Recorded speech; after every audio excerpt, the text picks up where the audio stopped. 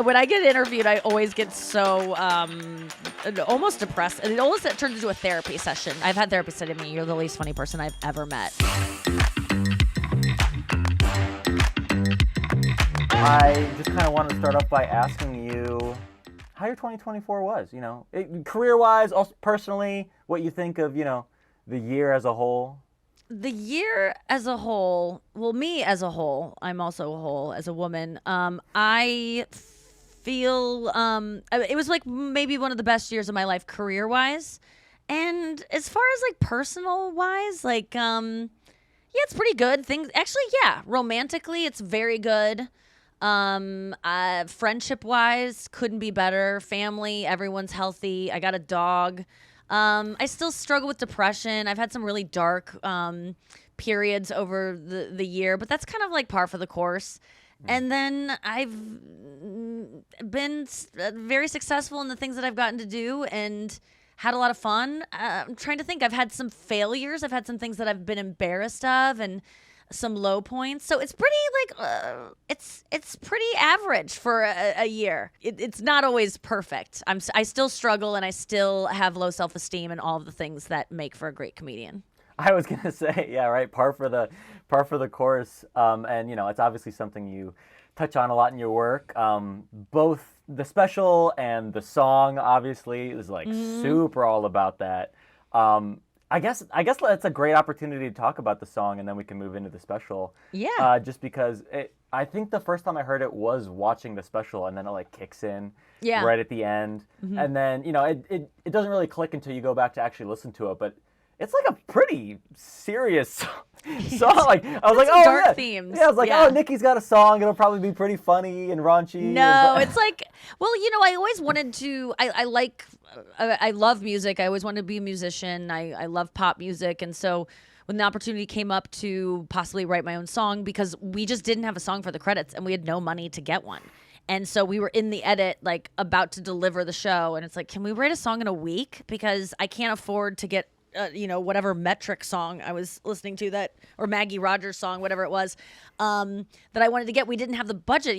It's tens of thousands of dollars, and it's like $1,000 to even check how much the price is going to be. And we were over budget, so it was going to be $800 for me to check if a Maggie Rogers song was even affordable beyond that. And so it was like, I'll just write my own song. And I've always been scared to write a song because I just think I can't do it, and it's just better to not try and to think, oh yeah, I could, than to do it and fail. And so I just never did it. But this was like, this really taught me a lesson about, like, if you want to get stuff done in your life, like, pretend that you are being hired by someone, and it's you. Like, I hired myself. Like, I was like, okay, if I was like a budding musician, which I kind of, I take guitar lessons and I sing, and I always have dreams of it. If some comedian was like, I have an HBO special and I want you to write the song for the end of it, I wouldn't turn that opportunity down and be like, no, I suck. I would just like rise to the occasion, which is how I got to where I am in stand-up, just like getting asked to do things that I'm not ready for and just figuring it out, and sometimes bombing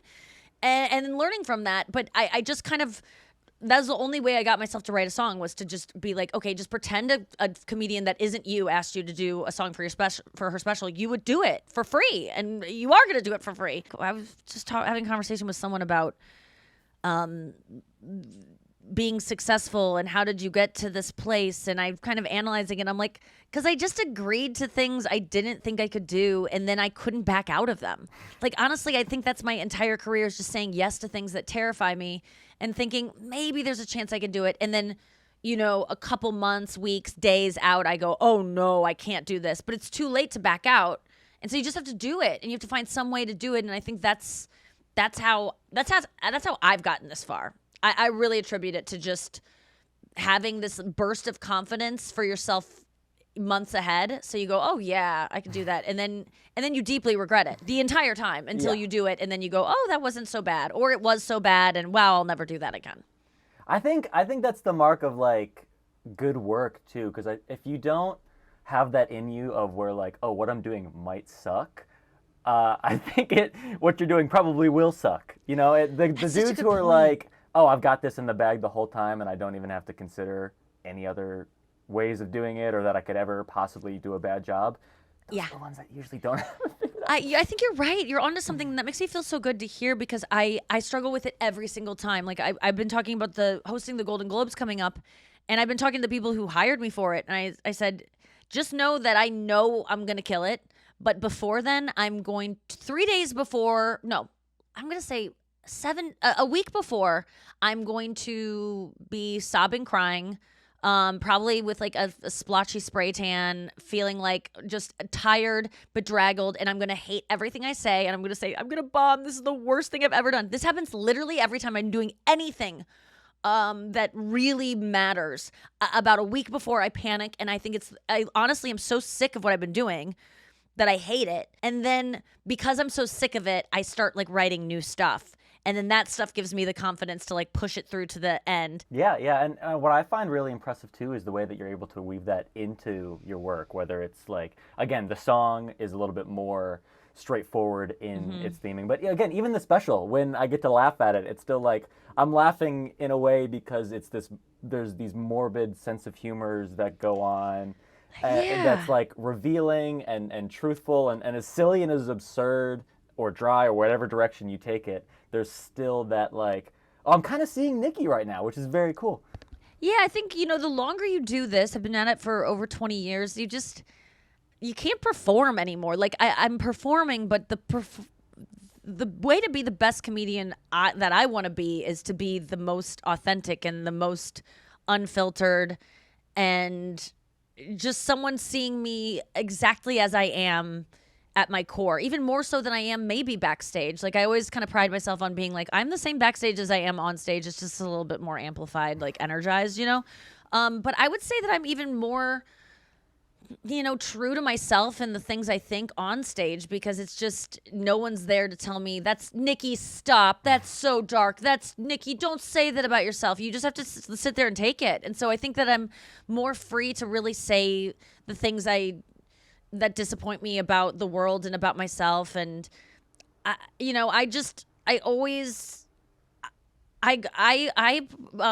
project so much perfection onto the people that I look up to and the artists that I enjoy.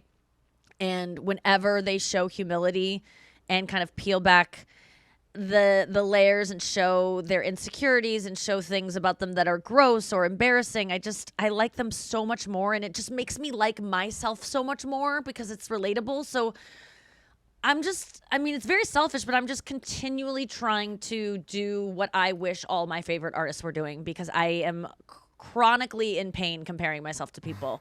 And so the idea that anyone might compare themselves to me and feel bad about themselves, I can't have that even for a second. So I always have to keep it real and be like, here's what's really going on, because you're not alone in how you feel. And so that's something that it almost, leads to some oversharing where people are like, well, you don't need to know that much. And we actually don't hate ourselves like you hate yourself, Nikki. And it's really sad that you hate yourself.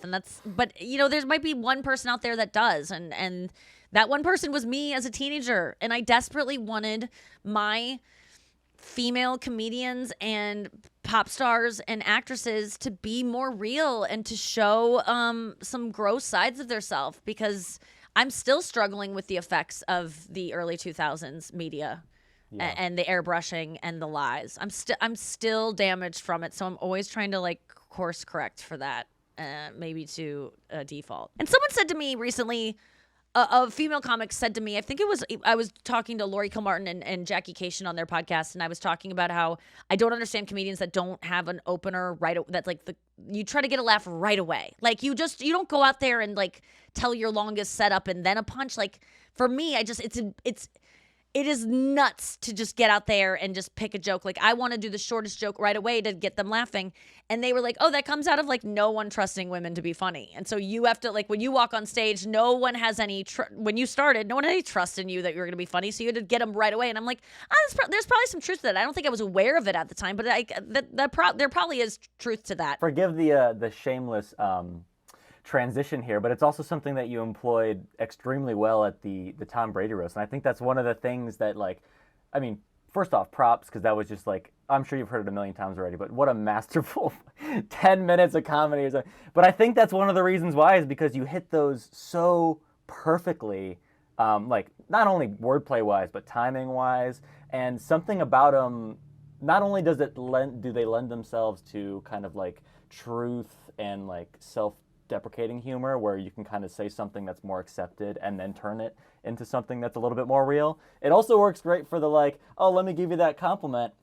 There's the rose. Yeah, it was, even like opening with "Thank you, 15 Cent" for Kevin Hart. Like I love that. Like I'm working on the Golden Globes and I'm like, we need something right away that gets the audience on my side. Like I like quick jokes because I don't like a lot of silence. I don't like to like bring people along with me. I'm gonna tell you a story and I want to keep you hanging on every word. And yeah, the roast was, just a product of a lot of help. Which is something that I just recently kind of started using with my performances, is just like asking my funniest friends to help me write things, which is so mind-boggling to only utilize this resource that has been there in my life for years and years. I mean, I've only had the money to actually afford to pay people what they deserve, in recent years, but it's been so much fun to work on these sets. Not really my stand-up. Yes, I get help, but that's, I would say, still 95% me. But like the roast set or these NFL Amazon Prime things I do, like I have a whole writing staff, which I'm not, at first I was a little embarrassed to admit that because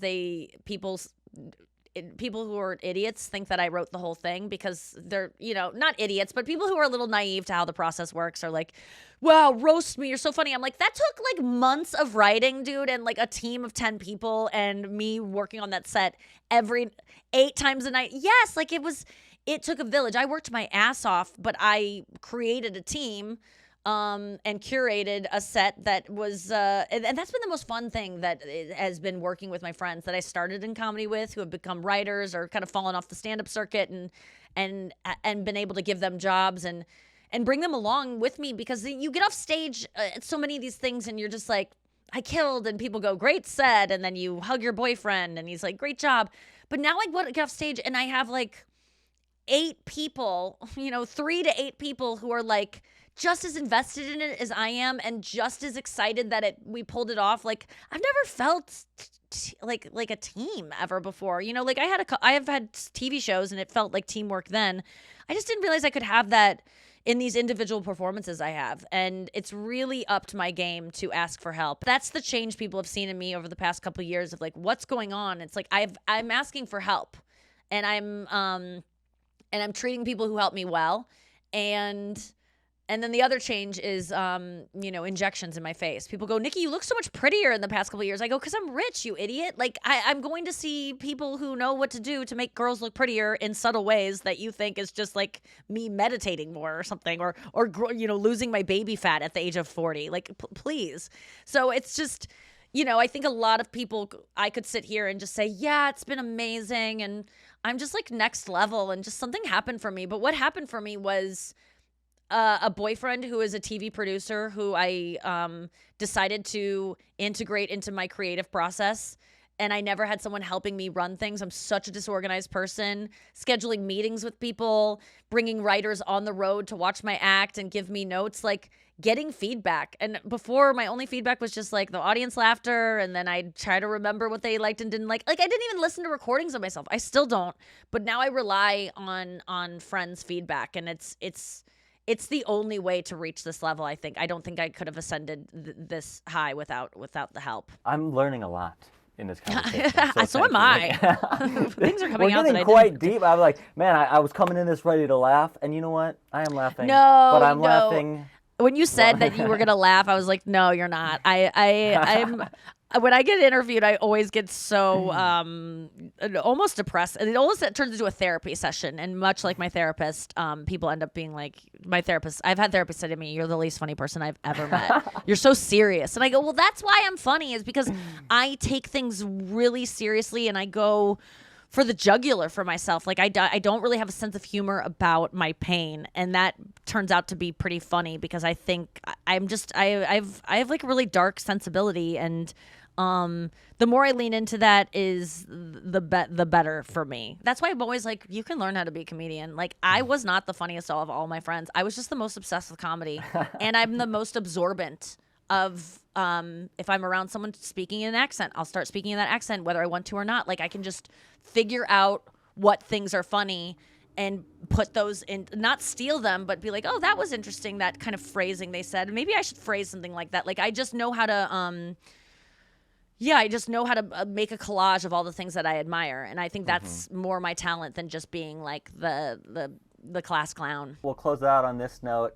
Thinking about 2024 again, looking back on the year, especially in the comedy year, I feel like we're in a weird comedy landscape at the moment. What are your thoughts on the whole thing? How do you navigate it? That sort of thing. I found I was really nervous after the election of like, what do I say? And like, I don't, now I'm like scared of how many people I disagree with might be in my shows, and like, what's this going to be like? And the first time I went on stage after, November 5th was in Dallas that following Friday. And I made a joke about, I have a joke that I open all my shows with, which is like, thank you guys for coming. Each and every one of you means so much money to me. And then I just go, holy shit, I'm making so much goddamn money tonight. And I kind of like revel in that. And I'm like, and I don't have a band. I don't have to pay anyone. It's all going to me. And then I go, and it looks like it rules for me that Trump won. Like, I'm fucking rich. This is great. And I make a point of like, why did I even vote for her? Like, I'm going to fucking kill it with his tax plan. And I say, and I go, I what an idiot I was to like vote by thinking about other people other than myself. Like I should have just thought about myself. Like this rules. I'm not an immigrant. I'm not a minority. I'm not trans. I'm not fucking even fertile anymore. I don't give a fuck. I'm like the cheers were like pro-Trump. The cheers were like, yeah, be selfish. That's right, yeah. And you know what? I'll fucking take it. It was really interesting because it was, some of them knew I was mocking them, and some of them were like, no, she's finally like seeing it our way. Like, think about yourself. And I'll take either of those that I can get. And I feel, and then I got some groans when I got into some other stuff where I started lamenting about how, it's going to be rough when they legalize rape, but who's raping me? I kind of got into some, and they kind of got a little weird. And I loved this moment that I was, because I had read this somewhere else that, anyone who's still bitching about Biden and Kamala, it's like, you're being sore winners. Like, you won. And I love that line, sore winners. So I really like ran with that. I was like, you don't get to boo anymore. You won. You're on top. It's not punching down anymore. Yeah. But now we're punching up, and I feel free. Like, I never did any jokes about Trump. I never did any jokes about anything political leading up to the election. And I'm talking about the last 8 years. I didn't touch it because I didn't want to make anyone feel bad about how they voted when they've spent $100 and something to come see my show. Like, I just didn't want to add that in. But now I'm like, fuck you for voting for him. And guess what? You won. So I can tell you, fuck you. You're on top. Like, you can't get mad. And if you get mad, if you laughed at the Puerto Rico joke, you could laugh at yourselves at the joke I just made. It's just a fucking joke. You know it too. And they're on board with it. And I found that, like, my anger about the whole situation has completely dissipated. I'm not up there seeing the Trump voters in the crowd being like, what the fuck are they doing here? Like, I'm like finding a way to make them laugh and make me laugh about the fact that I'm making them laugh. Like, it's just, I walk off stage feeling a lot more connected to my fellow Americans than I ever have before. And I was really feeling sad. And now I'm like completely free to say whatever I want, because guess what? Nothing really matters anymore. Like, it's really fucking over, I believe. Like, there's no hope.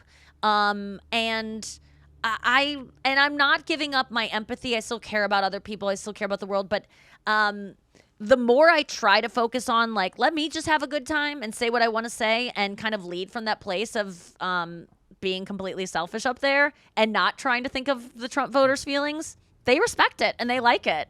And I've been having fun with it. So I don't know what the future holds for comedy. I think there's always booms and busts, and I think we're headed for a bust. I think people are kind of getting sick of just, how can you not be sick of just all, it's all you see on Reels and TikTok and the crowd work, and it's like, we're going to tire of it at some point.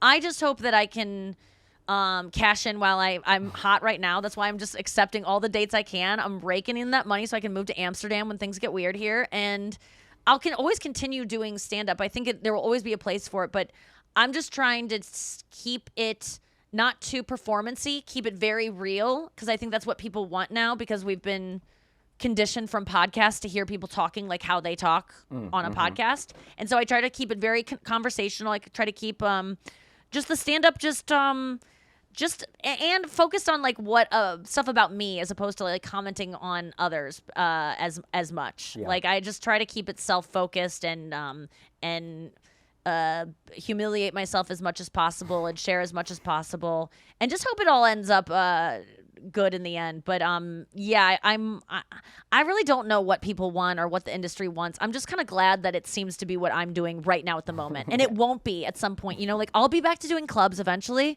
I'll be back to, you know, this stuff ebbs and flows in my career. I'm comedian of the year now for you guys, but you won't, you know, 5 years down the road, who knows? It'll be like laughable that I was 5 years ago. Like we've seen these dips. Like it can be taken away so fucking quickly, and not just from getting canceled, just people get tired of you know? And so I'm ready for the fall at any point, and I'm enjoying this like kind of it's your year moment, and maybe I can make it last another year or two, but it's going away. And then I gotta plan my comeback, and then I go away for 5 years, and then I gotta plan. Then I come back, and everyone goes, "Oh my God, she's old now, and look at what she's doing, and she has a new face," or whatever I'm honest about then. About now, she's the face of face work, or I don't know what's the future holds, but that's why you just don't spend a lot of money. I'm not taking private jets yet, because it'll be taken away. There's nothing lasts in this business. I have no hope for that. But with no hope comes freedom. And I think that only benefits your comedy. And I'm really sorry for what I'm about to do, but you totally gave me the layup. And someday you'll die. And someday I'll die, and it doesn't. Nothing matters. It always comes back to that. People always send me my song when I'm spiraling. They're like, Nikki, just remember someday you'll die. None of it matters. It doesn't matter what your hair looks like today, or what your skin looks like, or who gets what. You can't take anything with you. Elon Musk will die with just as much as anyone else with nothing. You can't take it with you. He will be forgotten, just as I will be forgotten, just as anyone listening to this. And you think you haven't contributed to the world in any way, maybe you haven't, but you will be just as remembered as me and Elon someday, 1,000 years down the road. I would say even sooner than that, a couple 100 years. No one will know either of our names. Nothing matters. Someday you'll die.